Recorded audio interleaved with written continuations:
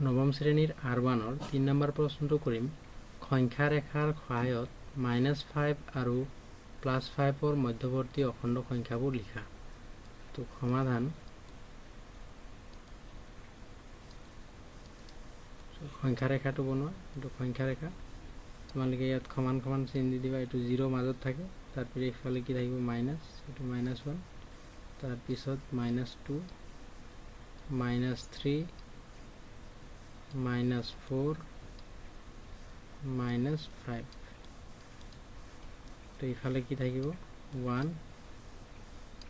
2 3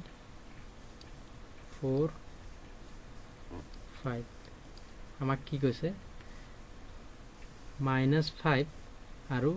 +5 মাজৰ অখণ্ড সংখ্যাবোৰ কোনবোৰ হ'ব, এইবোৰ হ'ব আমাৰ অখণ্ড সংখ্যা।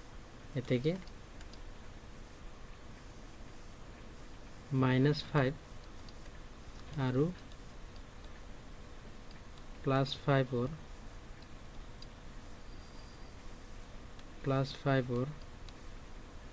মাজৰ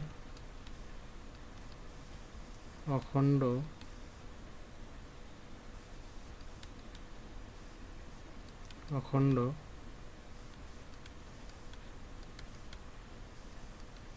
সংখ্যাবোৰ হ'ল